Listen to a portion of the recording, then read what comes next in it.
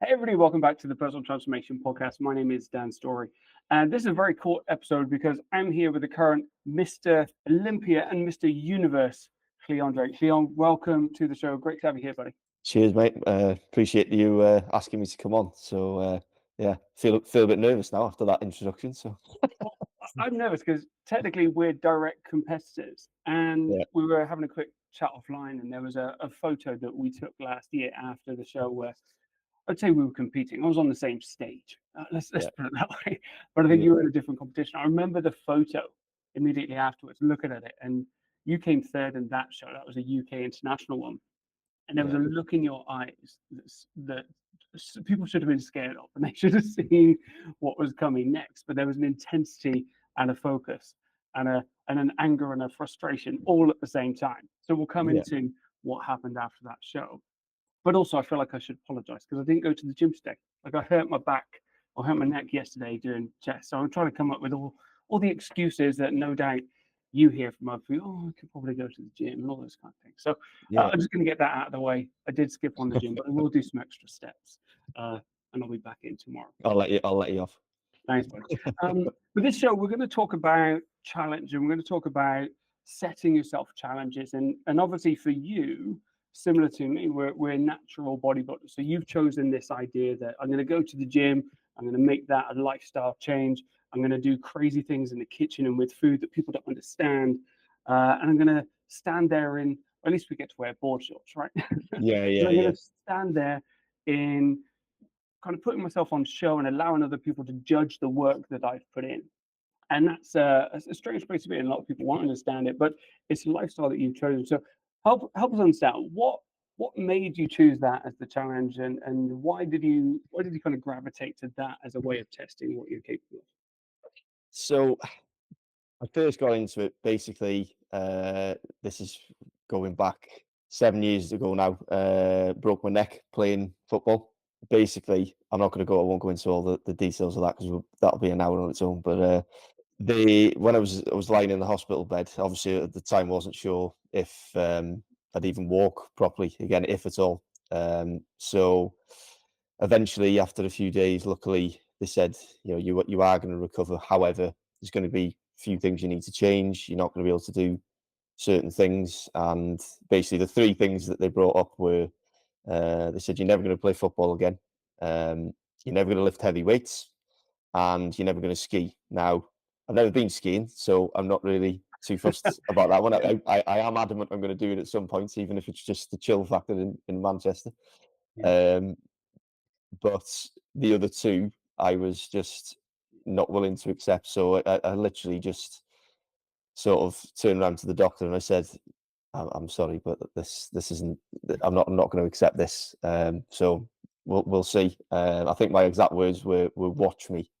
So something just changed all of a sudden there and then. It's like when you're told you can't do something and you immediately, or a lot of people, if you're like me, you go dead against that and you sort of I'm gonna um, prove you wrong. So first thing I did was I'd always been into the gym at that point, but not to the level that I'm into it now. Football was always my sport, um, and yeah, within 6 months, I was literally back on a pitch again. So it had gone from one extreme to the other, and yeah, they couldn't believe the recovery and how quickly I was recovering. I think it took me probably between 6 and 8 months before I was lifting heavy weights. Obviously, I had to get myself fit to play football again, so I was doing a little bit, but a lot of body weight stuff and whatnot. And then yeah, I just sort of started from there. And then the following year, I got basically once I came back to football, I got a couple of injuries, and it was one of them where I think I'd been out for that long, and the age sort of catching up with me. I thought I need to try and test myself doing something else now because I'd never got injured, so it was that was a mental block for me that I kept going back. And I think 3 games in, I tore my adductor, and I was just like, right, I need to focus on something else. So I got that sort of few months out of the way. And then I decided to do my own sort of cut. I started following people like Christian Guzman and Rob Lipsett, Steve Cook during the time I was recovering from a neck, watch on YouTube and stuff. And I sort of fell in love with it from watching them. And yeah, so I basically, the first sort of challenge I put myself through was the summer shredding online challenge. I think it was called the Guzman's summer shredding. So I did that myself, with no coach. So it didn't have any help. Probably completely undercooked how much the nutrition side came into things. The training was probably okay, but the nutrition, I was probably on about 900 calories a day towards the end, which, as you know yourself, that is not good. But I got myself ridiculously lean. There just wasn't that much muscle there compared Yeah. to obviously now.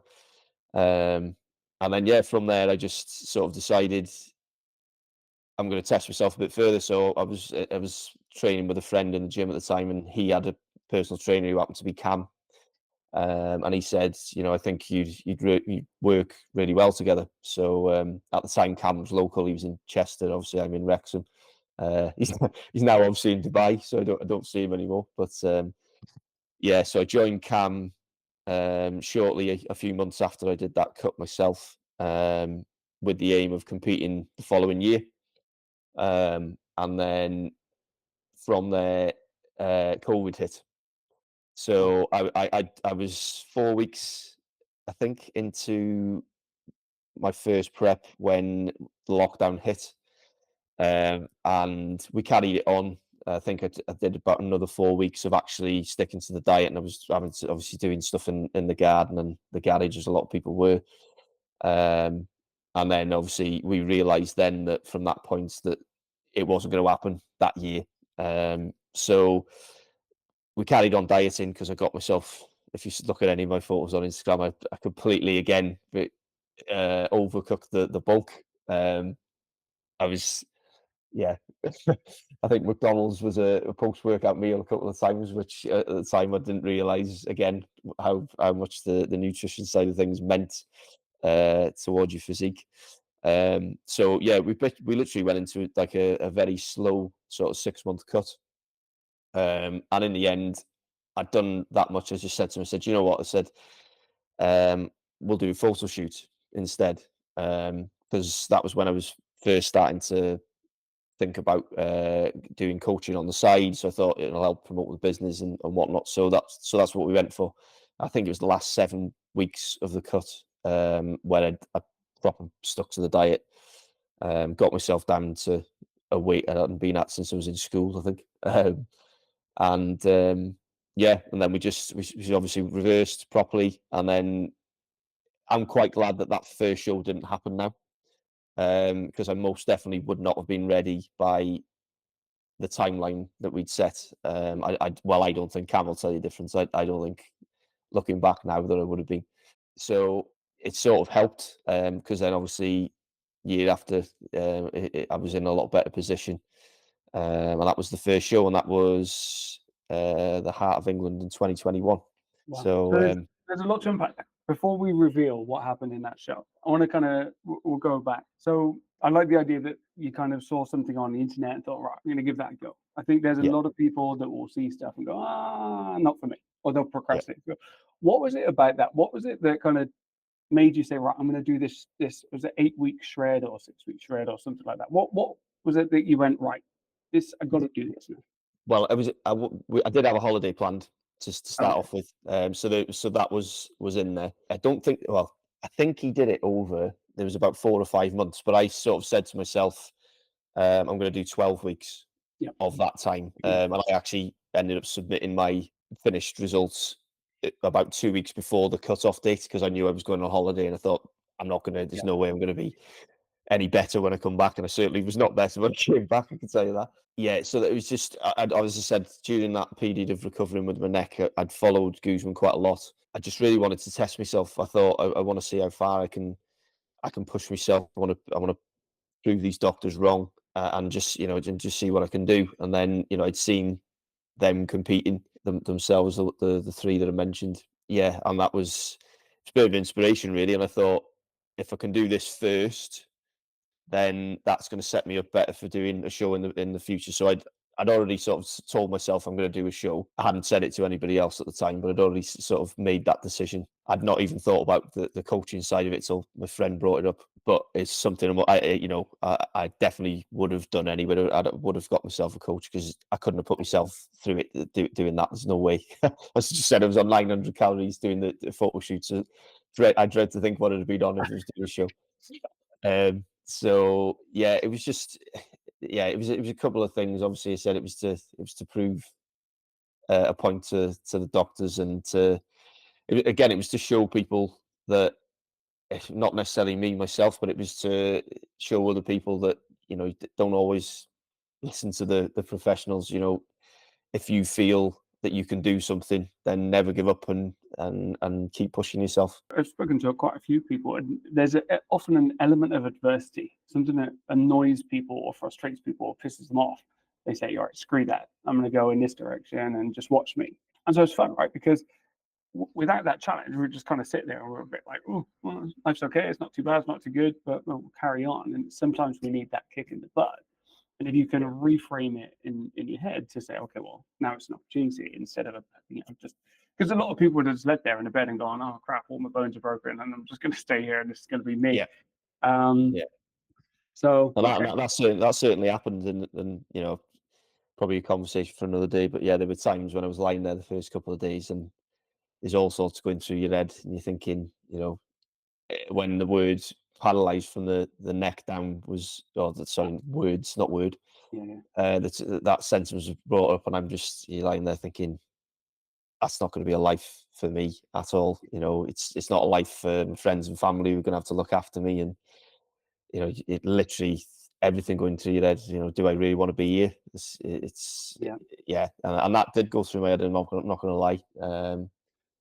And then, as I say, it was just it went from one extreme to the other. So it was that was the first couple of days, and then as soon as I got told, "You're not doing this, you're not going to be able to do that," and I was like, "Ah, "What?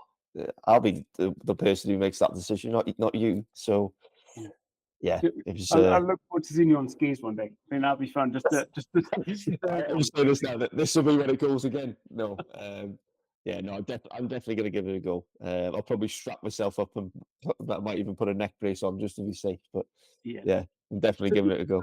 So the first shot. So you said something interesting. You knew it was a goal, but you didn't tell anyone. Was that a conscious decision? Was there a reason you didn't kind of put it out there and tell people? It was really because I wanted to sort of keep it a secret from why I wasn't going to be going to social events and stuff like that because I've got a group of friends who we've done a lot together over the years, shall we say, and going out and enjoying ourselves was one of those things that we sort of do together, and we still do every now and again. But yeah, it's sort of difficult trying to explain to them initially, like, oh, I'm not going to be doing that anymore, and sometimes you think, oh, it's just easier to not tell them Yeah, why that is the case. Not that any of them, I'll say this now, not one of my friends has ever knocked me for doing it, and they've always been very, very supportive. yeah. Two of them in particular. So yeah, I did sort of mention it to sort of my sister. I mentioned it to because it was her that got me into watching Mm, Guzman and Steve Cook and Rob Lipsett in during that period. She said, like, I think you need a bit of inspiration from somewhere. I think watching these, you'll get it. So yeah, I didn't even know who he was up until that point. So, yeah, it was great. And then she actually told me once I'd been to Body Power with her and her partner at the time. Previous to doing this, and she said, "You do realise that you saw him in Body Power, don't you?" I said, "Did I?" I said, "I didn't even know." I'm really embarrassed afterwards. So yeah, it was that was quite funny, but yeah, it's funny because some people like to say what the goal is. So I'm going to do this, and they announce it to everyone. And some yeah, people like to keep it secret. There's kind of different schools of thought on that one. There's a lot of people say, well, if you put the goal out there, you feel prematurely successful because you talk about it, as opposed yeah, to keeping it inside, doing the work. Um, I think for me, it's about sharing it with people who will keep you accountable. Like Yeah. I remember before my first show, again going out with friends from school, we hadn't seen each other for years in many cases, and saying, "Oh, I'm going to do this," and kind of gets weird looks. And at that point, I didn't really have the words to explain it because I'd also not done it, so there was no experience. There's no, "Oh yeah, but I've done this and I've done this and I'm successful and it's all okay." This was still prior, and I was like Yeah. trying to explain it. "Oh, I'm going to do this thing. Why would you do that? Just have a beer." It's like, Yeah. Yeah. "Ah." I said I had that a lot with the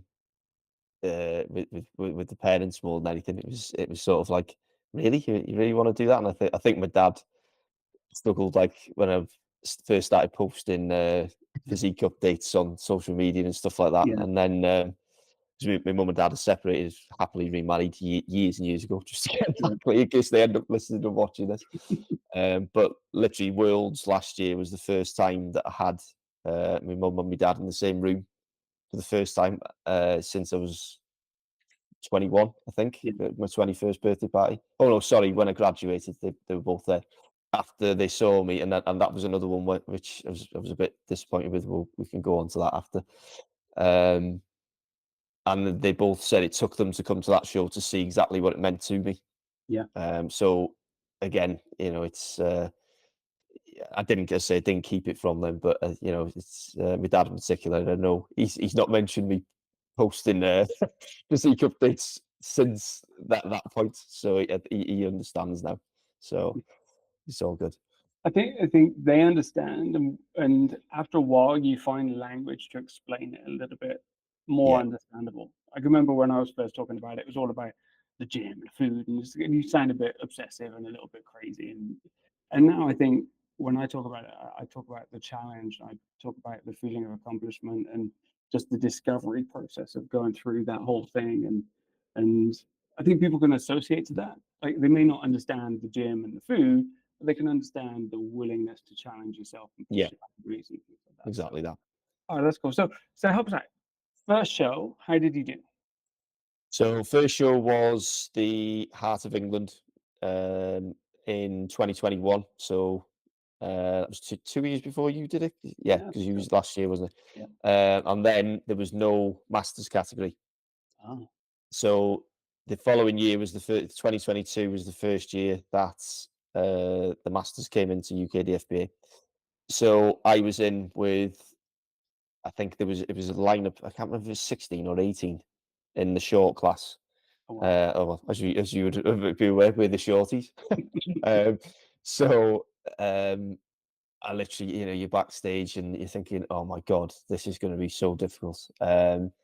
So fifth I had in that one, which I was pleased with in the end on reflection. What were the People, thoughts going on backstage? So you're surrounded by all these athletes, yeah. you're a little bit older than them. It's your first time. What was going on in your head?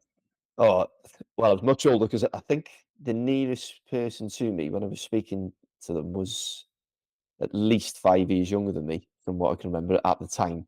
Yeah, So they'd have been early 30s, and I was, yeah, I'm just thinking, there's no way on earth I'm going to beat these young people.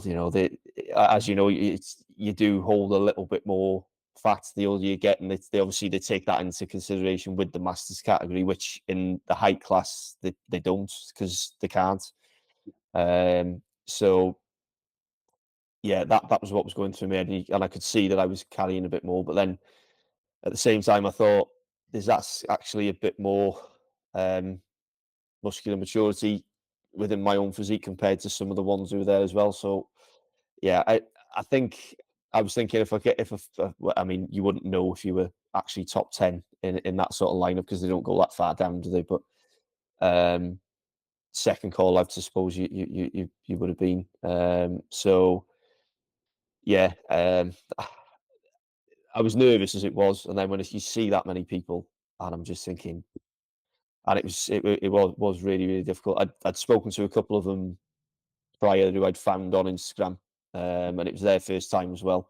So, um, and it was quite nice having a chat with them. I think that relaxed the nerves a little bit. If I hadn't have spoken to anyone at all, I think I'd have been absolutely beside myself.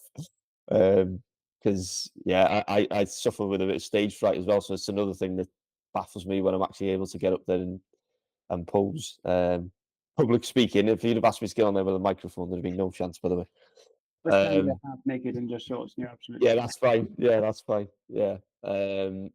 But yeah, and you can see some of these guys. This sort of y- you can tell they've done a couple of shows already, and their posing is a bit better than yours. You know they're bigger than you. And yeah, in all honesty, the right results in that show. Yeah. It was It's the it's right funny, results. isn't it, that backstage and, typically we find ourselves on the end of the day, and I don't know about you, but I look at the stage and I'm like, "Oh, I could compete in that category, I could do okay there." And then you get to the end and it's your show and you're like, "Where did all these monsters come from?" You just Exactly that. It's so difficult. And I think I'm not sure if it was that show where the guy that won had a pro card with another federation. wow. So I mean, Mm. psychologically, you find that out backstage, Yeah, you straight away are thinking, well, he's winning yeah. in your first show. I think once the more the more you do, you realize that's not always the case. Yeah. Um, but yeah, that's yeah, it is going through your mind. So And yeah, I and think at it the was end of that that show show, anyway. what were the emotions? Like, how did you feel at the end of yours? I remember how I felt at the end of mine, but I'm just curious, how did you feel at the end? Yeah, I think I was disappointed initially because I thought I literally I was called out in every single lineup. I Yeah. could not breathe by the end. I think I did about 5 or 6 rounds Wow. and I couldn't breathe. So they obviously couldn't place me. They didn't, I was obviously I don't want to say the benchmark, but the bridge between top five, 5 to 10, and so on. And it actually got to the last round when they called me back, and I'd forgotten my number. And my mate shouted from the crowd, and he said, "Leon, that's you." I went, "Surely not again. That can't be right." Um, but I was disappointed initially, and then when I saw the photos back, sort of 4 or 5 days later, I agreed with it, and I think I could have sneaked fourth if my posing had been a little bit better, Yeah. from a physique point of view. Um, But yeah, once I saw that, and I accepted it was my first show. Um, yeah, I think it's just I don't know how you felt with your first one, but you've worked so hard towards something. I think until you actually get up there and you with other people, a lot of people do think, "Oh, I'm going to win," or I'm going to do better than what I am actually, or what you actually end up doing, and that's the sort of thought process between people who were competing for the first time. I've spoken to a lad in my gym recently who's done bodybuilding class, and you can tell from talking to him that he's gone through that thought process as well. Um, and he's been disappointed at the end of it until he's the aftermath, and you sort of see those stage photos, and you see what your competition was actually like. So yeah, I had a friend of mine, it was actually after the UK show, he asked me, "Did I want to win?" Which was a really interesting question. And me and him, we go way back, right? We played football together, American football. I was quarterback, he was wide receiver. We had this oh like wow, dynamic duo effectively. We were unstoppable on the field. It was hilarious to play. Um, it was so good. Then we got older, so we started climbing, and then we got even older. Now we just do Dungeons and Dragons together, but the competitiveness is still there. So he asked me this question. He knew exactly what the answer was. Of course, I wanted to win. The thing is, and this is what I found out. Like I did okay in a couple of shows and I won one and all these kind of bits and pieces in my first year.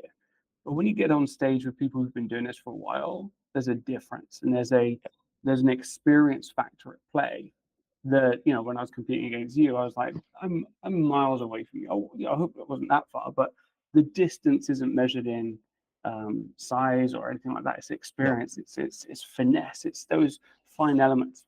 And so I said to him, I said, I did want to win, but I couldn't win because I hadn't gone through that process. And I think this is what I see a lot of people doing is like the first time the shows are brilliant because you come up and you're like, oh my God, I win, I'm a gifted individual. But then you take another step and you compete against people who are better. You're like, holy, there's a jump.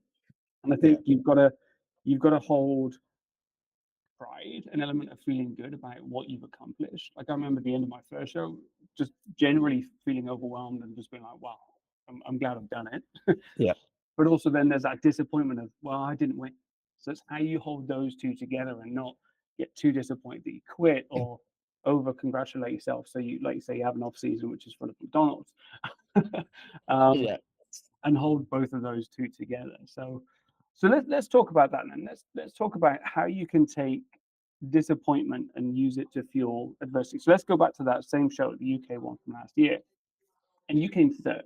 And like I Yeah. said, there was a look of I need a better word than disappointment. It was hatred. It was that. It was a fire or something that was saying, "I'm going to go and do something harmful to somebody, probably yourself in the gym the following day. Hopefully not Yeah. to other people." But what No, was going definitely through not. your head at that point? Because, like you said, you hadn't prepped quite enough, and it didn't show what you truly had capable of. So how did you kind of recover mentally after that show? Yeah. So to be honest, it probably started because obviously that was the first of the second prep last year. So it started off. This started off at Worlds in the June, um, and I came fourth out of four. So that was really difficult. I did think I was going to do a lot better than that show, even when I was backstage. Um, Ivor was in that show as well, who obviously Yeah, won UK's last year, um, and I think he obviously thought the same. I think he was third in that show, um, and yeah, I was really really disappointed. But in hindsight, the condition just wasn't there. Um, I quite like that look, the look I had for that show. If I had to pick a particular look, like general, I prefer that look. But it's not good enough to be winning shows at the end of the day. And after seeing again seeing the pictures back, that was it was hard to take. I think it was harder to take actually looking at the photos after because I was like, oh my god, yeah, no, your condition just wasn't there. Ivor said the same thing. He knew his condition wasn't there either for that show. And yeah, so I literally went away. I knew that I was getting an invite to the Universe, and well, it was originally the Europeans, but it got changed to the Universe, and to the Olympia because it was. I think if you finished top five, and obviously there was only four, you got an invite to those as long as you competed at the UK show. So we'd already sort of said, Cam and I had already said, we don't think we need to do that many weeks running into the UK show. I think I went on holiday. Well, I had was it 3 breaks I had in between? I think it was 3 breaks. And yeah, to be honest, they probably took its toll and probably then meant that time frame me and Cam had in store was not going to be long enough. And then getting to obviously to the day of the UK's, yeah, I sort of again that was a backstage thing, and I sort of was looking around and I thought it's not happening again today, and I was sort of disappointed before I even went out.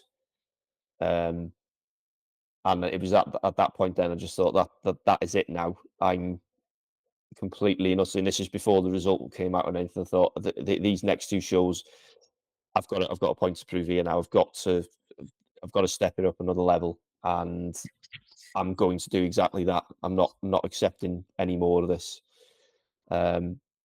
So that's exactly what I did. And then I don't know if you remember, but I was actually in the call outs. I was fourth at UK's, and then we did the routine, and then they started calling them out, and I thought, well, I was just ready to walk out for fourth place, and then um, it wasn't me, and I thought, what's going on here? This can't be right. Um, and then it was third, and because I'd been disappointed and I thought it was coming fourth, and I'd said I was already disappointed before I went on stage, that third place sort of actually spurred me on a bit in the end.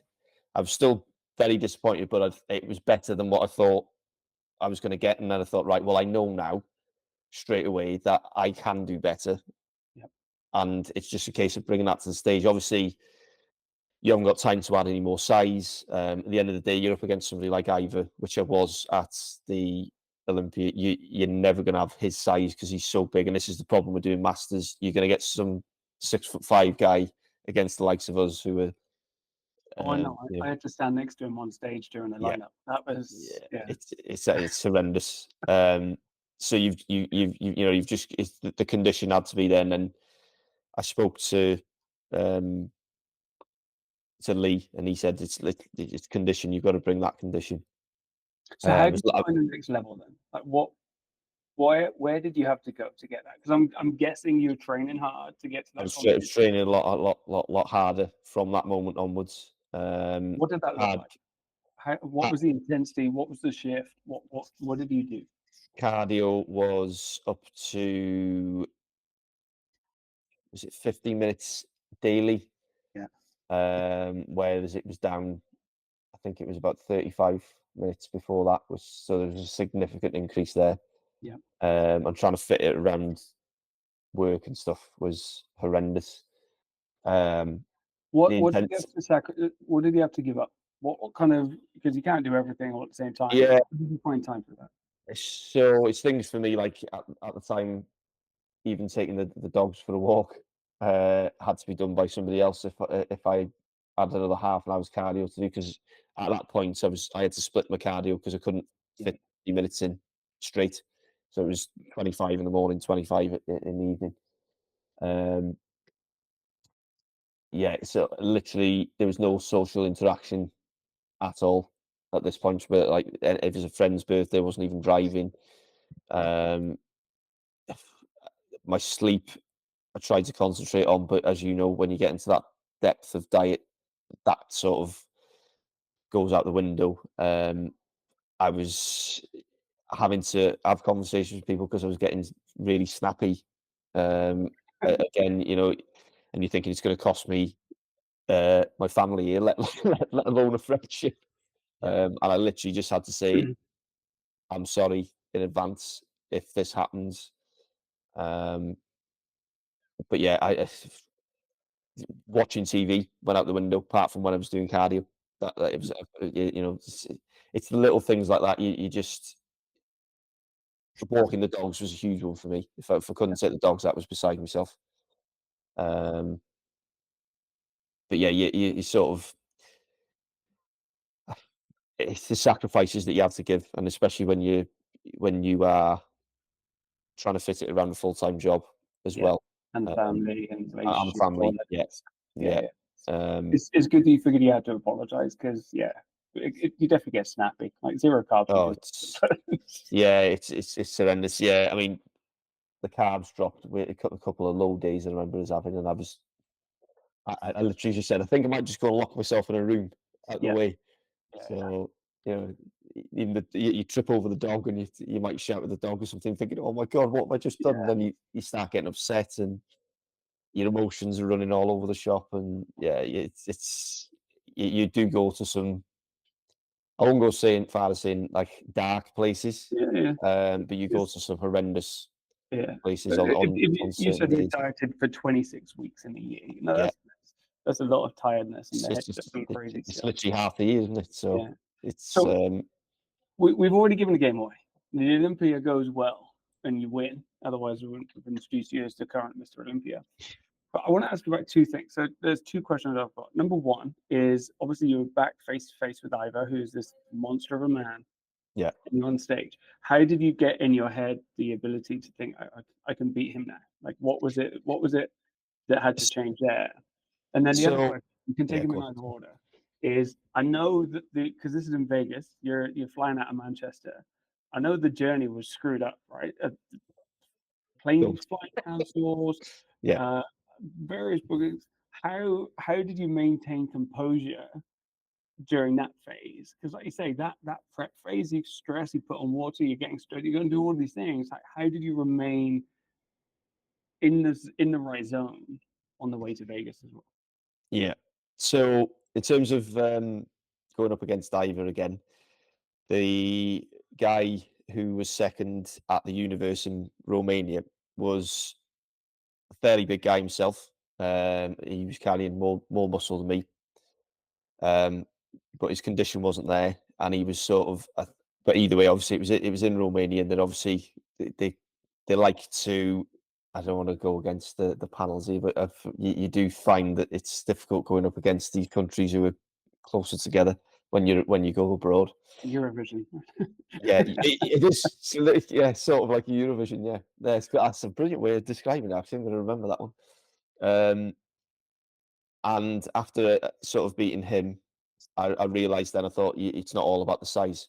Yep. So subconsciously, then I knew Ivor was going to um, the Olympia, and I thought, yeah, if the conditions there, then I could beat him. Um, and that ended up being the case. I remember Bobby, Bobby Fotheringham, in Romania said to me, he said, if you can get your back just to come in that little bit more, then you'll win. He said, "Oh, you'll be well." He didn't know who else was going to be there, but Yeah. you'll beat Ivor. Yeah. And bear in mind, Ivor's coached by Bobby's brother Zach, so it's obviously Just some insider knowledge. he's probably going to get in trouble now if he watches this. um, but yeah, he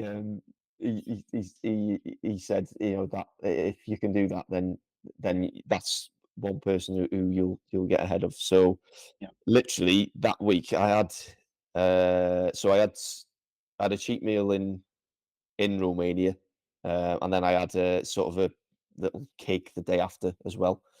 And within 4 days of coming home, all of a sudden my back had just come in completely, and I was completely baffled because I thought surely I'd be carrying a bit of weight from the water weight from the plane, Oh uh, man. and I was just like, "Where's this come from?" And I remember sending it to Bobby, and he sent me a message, and he was like, "That's it, it's game over." And those sort of messages at that point were psychologically telling you, Yeah.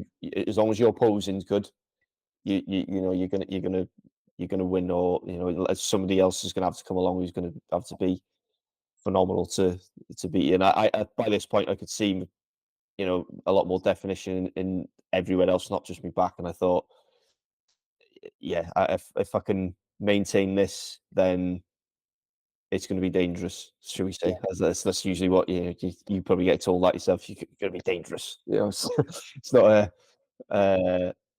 obviously an aggressive thing. It's just you'll be dangerous against other people. But yeah, so that's how I sort of mentally prepared for that one. Yeah. And then I had another 2 weeks before we flew out, 3 weeks to the show, I think it was, between those two. And then obviously the disaster with getting to Vegas. So what was it? It was So a cancelled flight, or they rerouted you somewhere? both. So we're in.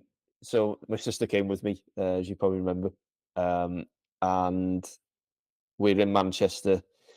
We are supposed to be flying to Amsterdam, changing at Amsterdam, and then Amsterdam straight to Vegas, because that was the quickest option. I think flight it was about 12 hours altogether, even with the stop or something along those lines, 13 hours. But the transfer time was only an hour and a half as it was in between. So we'd had quite bad weather that night, and I think if I remember right, it was travelling south towards Holland, and obviously the flight got cancelled. So oh my god, what's going on here? This is not what I need right at the very start. Um, so they sorted out another flight so this was going from, we were still going to Holland, then it was Holland to Detroit, I think it was, and then Detroit to Vegas. So we end up getting to we're putting on a flight to Holland again. That gets delayed. So by the time we get to Holland, we can't get on the flights from Holland to Detroit, to Amsterdam to Detroit, because there's not enough time for the connection. So then I'm thinking, oh my god, what's going on now? So then they say, so we're in Amsterdam, and then literally the airport has computer failure. Honestly, I'm not making this up. I swear this happened.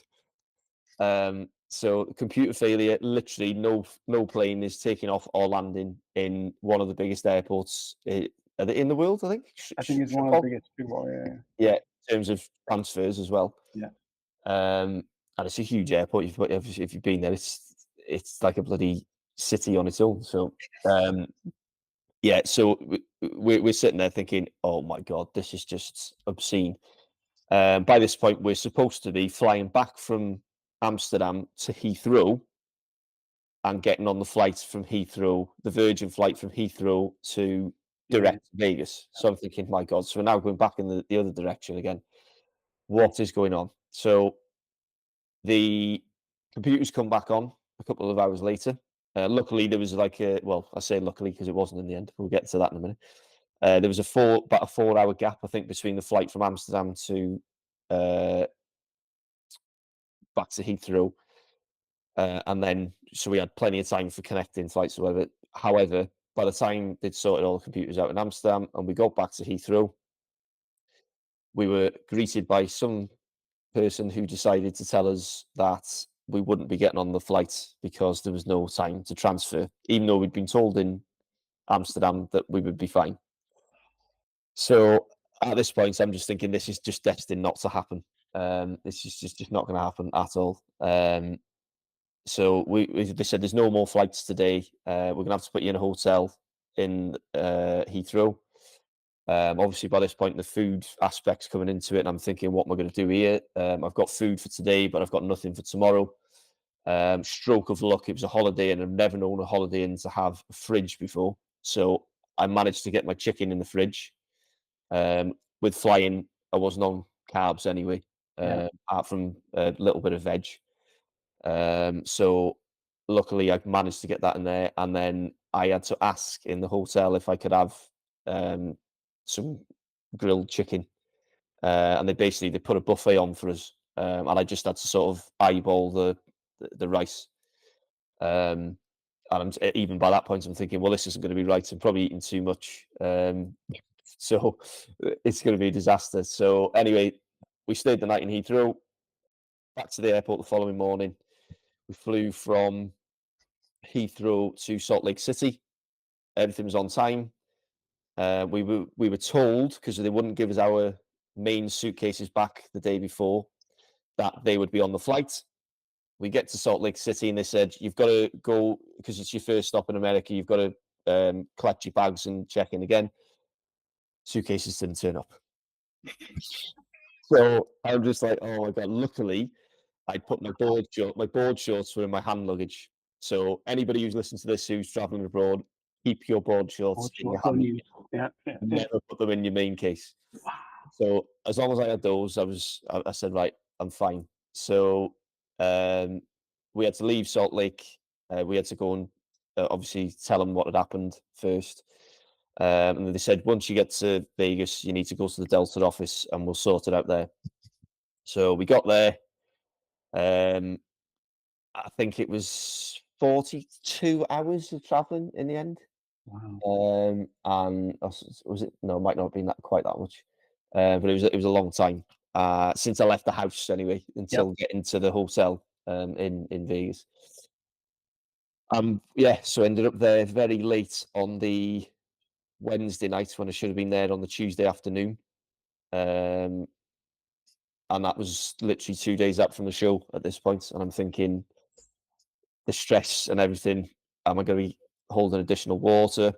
Yep. Um, and yeah, I can't explain it, but yeah, and I don't know how you've been before shows, but normally I don't sleep very well the night before a show as it is. And the Thursday night, I literally just passed out and probably had the best night sleep I'd had ever. And I'm convinced now that it was almost like all that was meant to happen. Yep. And I got up the next morning and I thought, "Uh, I'm on the money here. This is, I just don't believe what's going on." So yeah, but I'm was exhausted. I mean, I saw some of it unfolding on Instagram as it was all yeah, happening. I'm like, "Ew." So how did you? Was it simply that you woke up in the morning, you were dry as anything, and you're just yeah. like, okay, here we go, here we Yeah, go. that was literally it. Woke up. Um, Obviously, the first thing you do is go and have a look in the mirror. Yeah. First layer of tan was on, um, and yeah, I sent the photos to Cam, and he just replied saying, "Yeah, it's on. It's on here. As long as we can, make sure your food's right for the next couple of hours, then we're laughing." And that was it. And then I remember doing a check-in in because it was in the Golden Nugget in Vegas. I remember going and doing a check-in in one of the cubicles in the toilet. And Bobby did a check-in with me as well. And I sent those. I remember sending those and having looking at it myself, and I'm thinking, yeah, it's on here. Um, yeah, and that was it. Obviously, I only knew Ivor was competing. I didn't know who else was going to be there either. So yeah, it was that was the moment. I think I just thought, yeah, I can't do any more here. This is the best I've ever looked. Yeah. As long as And my that's all you can posing's, ever do, right? You can own. This is the thing I love about it, and also find it extremely frustrating is you can only put your best you on stage, yeah, and you know what the criteria are, you know what you think the judge is looking for, but like I say, depending where you are in the world, they're all looking for something slightly different. So there is that external element of, you know, decision on the actual result. But if you can stand there and say it doesn't get any better than this, then I think that's what you can do. That's all we yeah, can control, right? yeah, Well, that's dude, exactly that. I think I'm exhausted just listening to that journey again. So I think the work that you did just to get there and put yourself on stage is it means you deserve it. Uh, So I, we're almost I, at time. I want to know how do you go on from that? So how do you take winning the Olympia? What happens after that? So in your head, like, are you trying to it, keep it up? What are you trying to do? it, do you know, it took me quite a while afterwards to realize what had actually happened. Mm, You're thinking, obviously, from the natural bodybuilding world, it doesn't get any better from this at sort of a amateur level. And you're thinking, where do I go from here now? mm, And I think it wasn't until a few weeks later when I got home when it started to sink in, and I was thinking, what, you've literally, yeah, from where you were, from if you go back to the start, from being told you might not walk properly again to this in 6 years is just absolutely ridiculous. And then that sort of was my message to myself then is that, and I don't mean somebody has to go and break their neck or have a serious injury, but just to show people that there's sort of light at the end of a tunnel, and putting that sort of message out there that never give up. It doesn't matter what you're following, whether it's that for us it's a bodybuilding goal, or whether it's your dream job, or meeting your dream partner, or whatever. You've just got to follow those dreams and believe in yourself that you're going to do it. And I think that was when it hit home, when I thought, yeah, that's exactly what I've done now. I'm not going to lie and say it's been my dream my entire life to be a men's physique gold medalist, but it's yeah, it was always football when I was young, as most people yeah, were. But yeah, it's just sort of, then I said to myself, well, the next target now has to be the pro card. yeah, There's a bit of a thing with the Olympia, so the junior masters don't go into the overall mm, at the Olympia. yeah, I did at the Universe, yeah. and they gave 3 pro cards out, and I came fourth. So they give you a point system there as well, and I was 2 points off third, so I was that close. Um, but the Olympia, I yeah, can see that look coming back into your eye again now. yeah, it was. Yeah, when you see the 2 points, and you're looking at the guy who came third, and you're thinking, "Ah, yeah, maybe if I'd have done that little bit of more of a flex on that pose, then maybe I'd have had it." But no, it was. Yeah, again, it's something that sparks that fire. That it's that disappointment that just makes spurs you on to take it that one step further. But when you actually win, it's then that, as somebody said to me once, it takes a great person to get to the top, but it takes an even greater one to stay there. Yeah, So that's the fire now, is staying there, and moving on, trying to get that pro card.